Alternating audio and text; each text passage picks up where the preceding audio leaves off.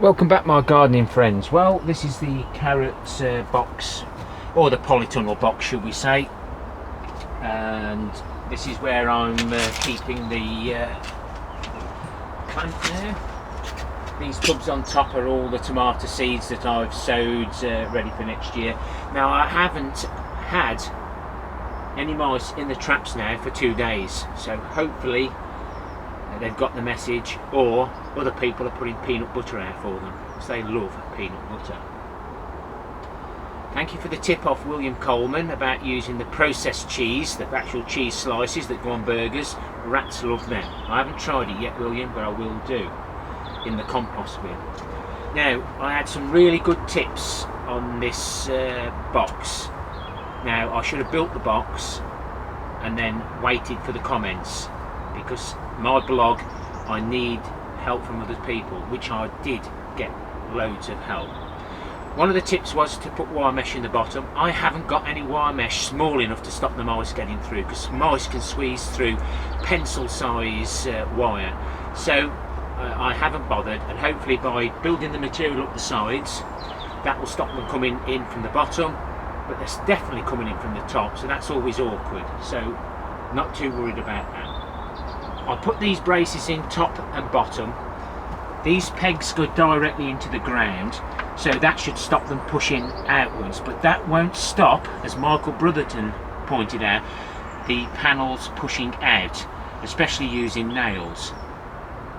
So realistically these should be on the outside, but because of the restricted room I felt inside would be better for me. Perhaps not for other people who are thinking about building the same type of box. So I'm now going to put a single screw in each of these so that it shouldn't actually pull out. So they've got 2 nails plus a screw. Nails, it could easily, as I've been rightly told, push out. This plastic will help in a way, but if you look back on the comments of that other video on this build, the comments in there are absolutely brilliant, guys, so get back and have a look. I also was told, yes, get these extra screws in to these side panels, which I'm going to do. And also, I was also told by William Coleman, perhaps put a brace in so far down, away from the carrots, so I'm doing that as well.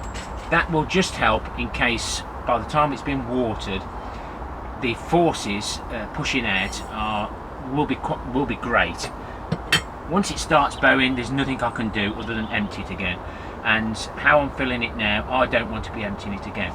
That's why I've actually decided only to use this as a clamp this year. The amount of effort that's gone into filling this so far, which you'll see in a future video, is so great that I don't want to be emptying it out.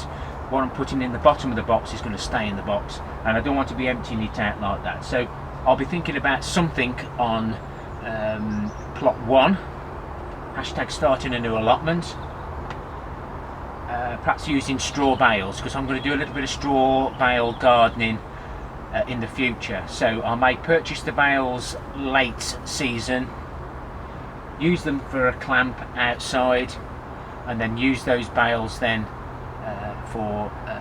to try this straw bale garden that I've been watching on 1 or 2 videos, especially CB Garden and Greenhouse. Pay them a visit. These boards are just in here for now for demonstration purposes later on, but at the moment I've been taking out the Swedes and turnips, and I've had, while the clamp was over there, remember I took some carrots out to try, and they'd actually rooted out into the side of the compost, and they were quite fresh. I haven't used any, but I've placed them now in with the potatoes. So give it another, perhaps late January, we'll have a little look in there, see how the carrots in the tubs are doing. Everything that I've packed away shan't disturb the seed potatoes, and then I can plan for the future. So thanks for everyone who gave me the tips on this.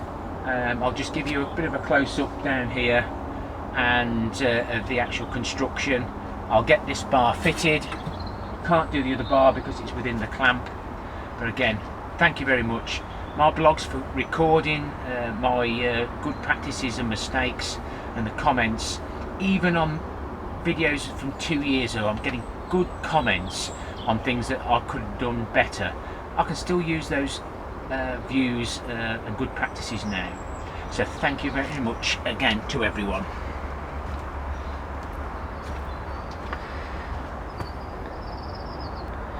So the tips. One was, make sure you put some wire mesh at the bottom, but it does need to be very, very fine wire mesh.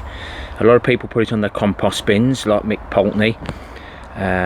But yeah, that's one of the tips. And the other tip from William Coleman was the bracing bar so far down. Now, if those rot off at the bottom, they could push out, so well worth doing now, because I'm not going to be able to do it in the future once it's filled up. I've put an extra screw in there, and I've put an extra, the screws in each of the wooden battens there to hold that together. So I'm pleased with that.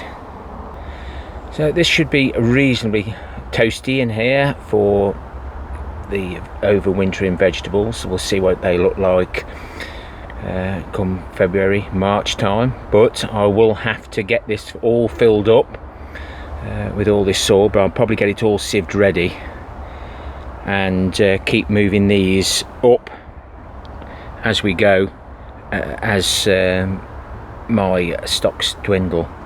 The overwintering potato challenge, potatoes now in the polytunnel. My Christmas potatoes sit in there. There's a bit of resistance on the stem, but that doesn't mean a lot. And the tomatoes haven't been affected by the mice since I've had them up here, and the mice under control. This one batten will go underneath there when these are gone.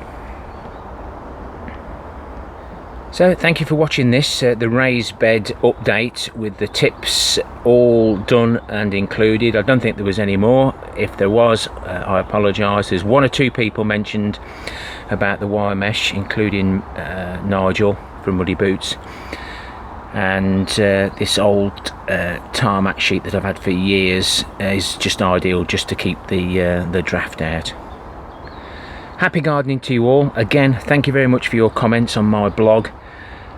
It helps me along, and thank you for joining me on my allotment journey. Till next time, my friends, ta-ra for now.